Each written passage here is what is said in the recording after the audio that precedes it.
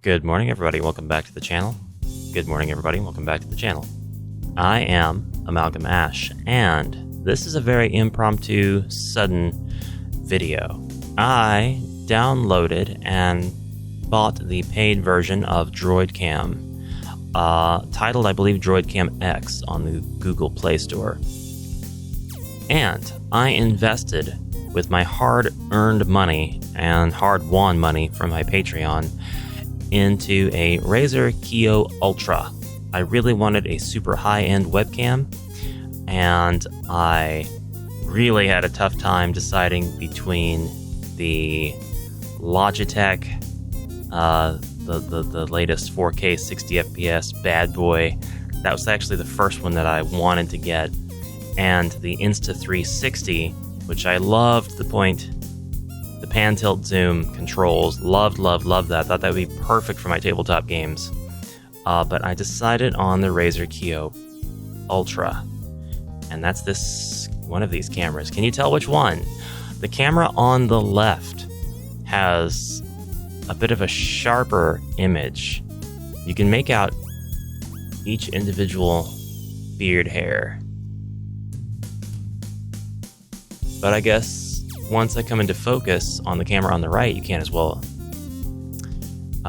Camera on the left, the color is not as accurate as the camera on the right. Camera on the right, color is much more accurate, and that goes for everything in the room. Everything here, the color is more accurate, and I can tweak that and make it more accurate still. For the camera on the left, I'm going to see if I can configure the video through UVC. I cannot. There would be no reason for me to do that. And there is the spoiler. The camera on the left is the DroidCam. The DroidCam is a $6 purchase on the Google Play Store. The camera specifically that I'm using is the Samsung Galaxy Note 10 Plus. I've always used this camera for my entire channel content, every single video, except where I'm doing reviews on webcams and the like. And I'm not typically a webcam reviewer, but I do champion those things that are affordable and more accessible for new creators, because you're not always going to be able to have a Patreon that you can pull $300 out of and say, I'm going to buy a webcam with this. That's insane. No webcam is worth $300. I got a webcam for $300, full well knowing that I was not going to be completely happy in some way, and just excited to try to up my video quality in some way. I think that I have upped my video quality for these streams on my channel and my regular content, as long as I can configure the settings. But there's a couple of more tests that I want to do to show you. Now, the automatic zoom is on the right, but it's not zooming into my hand as easily as the DroidCam, which is nuts. So like if I want to pick up a mini and show you on the DroidCam, it immediately focuses. It's just there. Done, okay? And you can see every little thumbprint on my hand, every print, every wrinkle.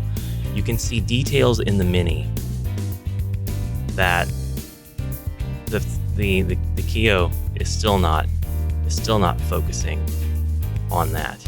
Even all the way back here, it kind of is, but it's because it's focused on my face. I get close and it just can't.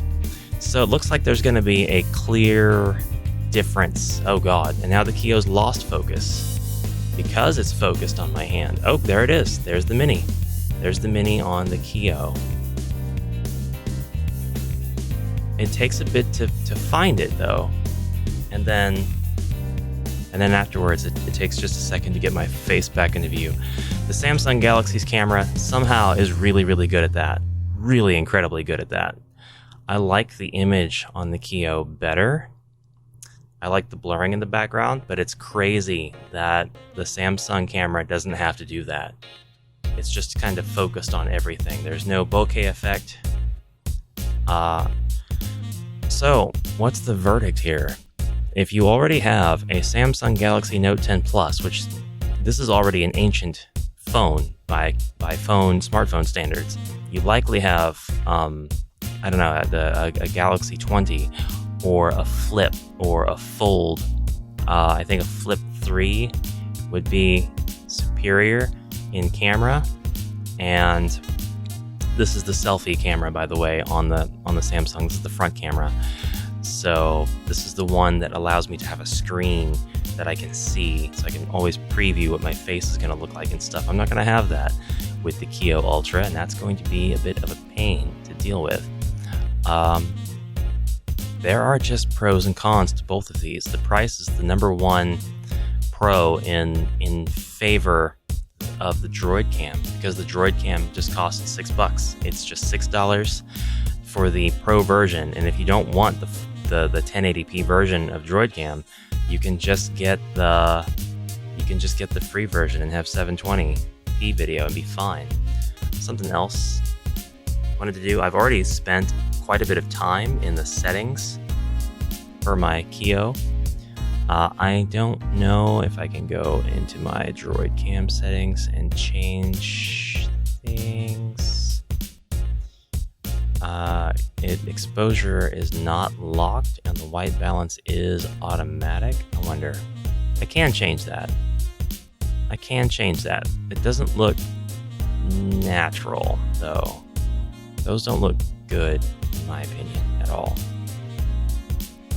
Kind of no matter which one I pick in the DroidCam settings, the Kiyo does it better. But now that I go back to automatic, it's not as bad. It's just still more accurate. It's still more accurate in the Kiyo. Our exposure is not locked. I can turn up or down the exposure offset, and then that doesn't seem to change too much. I mean, I don't know. It's nuts. I think it just depends on what you prefer. Exposure's not locked though.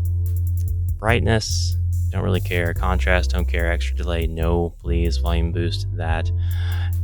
We don't have a whole lot of other settings to change. We've got mirror and we've got rotate. We've got autofocus, toggle the camera flash, which I don't need that. That's about it. So, which one of these is better? That is so hard to say. If I just had the image quality on the right, but I had the responsiveness of the focus on the left, this would be really cool. And if I had a screen, where I could see if I could preview my selfie camera, that would be something. And then the Kiyo loses focus. If I could probably go ahead and go into properties and not you. Go into properties and configure the video, and in the UVC, now that I am in focus, I could turn off autofocus, apply it. And then as long as I don't move towards the camera, I'm fine. Because this is one thing that I hate. This is just a personal peeve to me. I hate focus pulsing, or focus breathing, as it's called, where you move in and your whole camera, whoom, and then you're in focus. Like, that should be invisible to the viewer. And this purchase, if anything, it has kind of taught me that I think that I would really like to try just buying a point and shoot camera for my next camera. And I'm not even totally sure I'm going to keep the Kiyo, to be honest with you. I can't even get this thing to be in 4K. It's supposed to be a 4K camera, and I have a 4K monitor, 4K resolution right now, and I can't select 4K from anything. I can't select 4K in OBS. Oh, and the camera freezes. That's fantastic. I don't like that very much at all. I can't select 4K in Synapse, which is the software you have to download if you want to access the settings and save stuff to the camera, which I hate. But UVC can't do it all, so we have to do that. At least we have to get into the app at least once so we can save settings to it and stuff. Thankfully, what makes me hate it a lot less is we have the ability to log into Synapse using a guest account. We don't have to log in and use our Google account and all that. The image on the left, it just looks sick. There's pinkness and pastiness. And I'm freshly shaven, so I'm extra self-conscious about the pastiness and the the lightness of the skin behind my facial hair. But on the right, it looks more accurate, and that's a lot more balanced out. It's still kind of there because of the shave, but that's accurate. That's what I really look like. So I don't know. You make the decision. $7, $6 or $7 versus $300. I'm gonna probably keep both and try them out for things like my streaming and my tabletop games, so that I have a good camera to focus on my tabletop stuff, and I have a camera to focus on my face for reactions and interacting with you guys and immersion and all that stuff. Call it vanity, I don't care.